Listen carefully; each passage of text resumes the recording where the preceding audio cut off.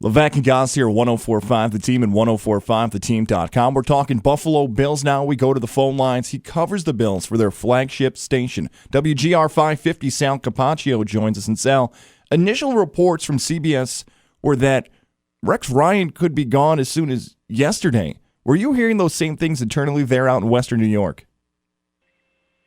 No, and look, I have to say that generally Jason Lock-on-4 has been pretty wrong when he reports on the Bills over the last couple of years anyway. So when that report came out, I was pretty skeptical about it, and I was told that it was not true. That doesn't mean that he won't be gone at the end of the season, but he certainly wasn't going to lose his job yesterday, and ultimately he didn't lose his job yesterday. And from my understanding is nothing's been decided about Rex Ryan, and nothing will be decided until the end of the season. Now, if they happen to lose to an 0-13 Cleveland team, could Terry Pegula wake up on Monday and say, I need to do something right now this minute? Absolutely, that's always possible.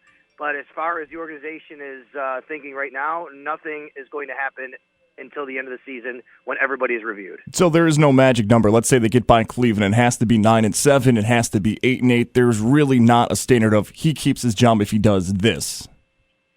No, and there's never been. And there's never been an ultimatum. There's never been a win or else, playoffs or else, anything like that. When those reports came out last January, even, I said, no, that's not going to happen. Now, it doesn't mean he can't get fired for poor performance, but no one ever set a mandate on what number of wins had to be going into the season, what the result of the season had to be, and no one's doing that now. He could wind up winning 3 games, going to 9-7, and they could still wind up firing him. Or he could wind up, losing this week to Cleveland, or going 8-8, winning the last 2, whatever, 7-9. And they're going to review it and say, look, he's got 3 years left in his deal. We don't want to keep changing coaches every 2 years. We're going to keep this together for 1 more year and see where it goes. So anything is still on the table. Levack Goz here, 104.5 The Team and 104.5theteam.com. Joining us on the phone lines, he covers the Buffalo Bills for WGR 550 Sal Capaccio. Hey, Sal, Brian Mariano filling in for Jeff Levack here. Tyrod Taylor's contract, there's been a lot of questions when it was initially finalized. What exactly is the number the Bills owe him if they re-sign him next year? All right, you guys got about an hour here. All right. There's a lot of layers to this thing, okay? But I'll try to break it down as easy as possible because there's a lot of things that came out recently about injury guarantee and all those kind of things that could play into it. But basically, here's the deal. They gave him a $9 million salary this year. They gave him a $6 million raise. That was that's one contract. This was essentially 2 contracts. They gave him that, and I think the contract was almost more about that than anything where, look, we want to reward you for what you've done. You're making peanuts, and we don't want you to go out there and try not to get hurt. We want you to feel good about playing the game you need to play. And then here's the second part of the deal: if you do play like that, the second part of the deal is a contract extension that they've agreed to, both sides. The Bills have to opt in to the contract. They have until the 3rd league year day or 4th league year day. It's either the 3rd or the 4th day of the new league year, which will fall around March 10th or 11th, where they have to decide: do they want to give him that contract extension? If they do that, he is going to get $15 million in a bonus. He's going to get $12 million in a base salary. That may be reversed, but either way, it adds up to $27 million in cash. That is guaranteed for next year. Beyond that, he's scheduled to make about a $16 or maybe $15 or even $17 million salary, depending on what year, and that would also be the salary cap hit going forward. I should say it'd be about $12 or $13 million salary, but the cap hit every year will essentially be about $16 million. So they would be out the cash if they were to go forward and then give that to him, but the cap hit would be about $16 million.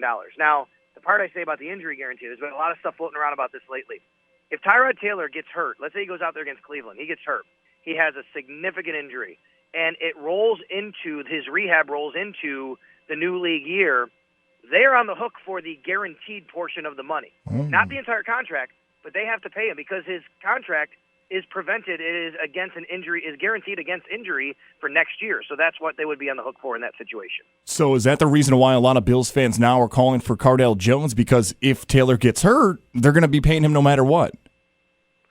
Yes, it's a big reason why. But I think that's actually the secondary reason why. Most people were already doing that even before we learned about this. Most people just want to move on from Tyrod Taylor and get a head start on knowing what Cardale Jones is. I think, and I'm in that boat, guys. Look, if you're going to move on from him, and I think right now they are going to move on from Tyrod Taylor, they at least get a head start on knowing what you have in your building already. Because if you think Cardale Jones can handle it, then that makes the offseason a lot easier as far as what you want to do going forward and knowing he's right there. And whether you name him the starter or he fights for it, at least you know what you have in him.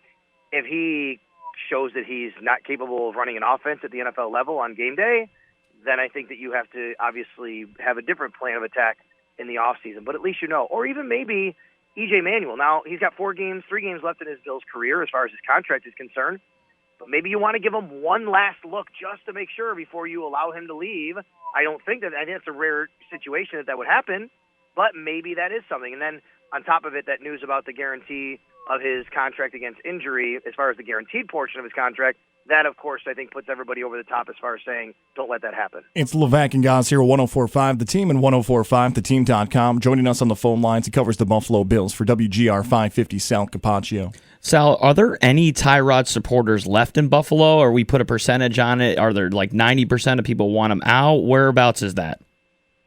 There are plenty of supporters. I get them all the time on my Twitter feed, and people call into radio stations and things like that, and they say it, but I think they're a lot more of a silent supporting group right now because of the way he's playing, the way the team is. I don't think people want to come out and rah-rah support for the guy, but there are definitely people who believe that he is good enough to win with. And really, quite frankly, I think the biggest reason is that they say, what else are you going to get? You know, people look at, well, okay, you get rid of him, what's your answer? And I understand that, I do.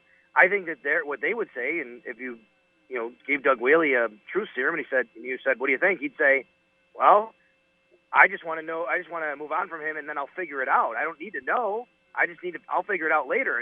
I don't have to have a backup plan. I just know he's not the guy. So, but I don't think he would come out and say that. They would probably, have some sort of plan of attack to go into the offseason. But to be honest with you guys, that's what the biggest reason why people support Tyrod is. And that's not really a great reason to support somebody, which is, I don't know what else is out there. I don't think that's a great reason to stick with the guy you have. We'll close with this. The matchup this weekend, it's the Browns versus the Bills. Is there any concern for Buffalo fans and this team overall that they could be upset by Cleveland?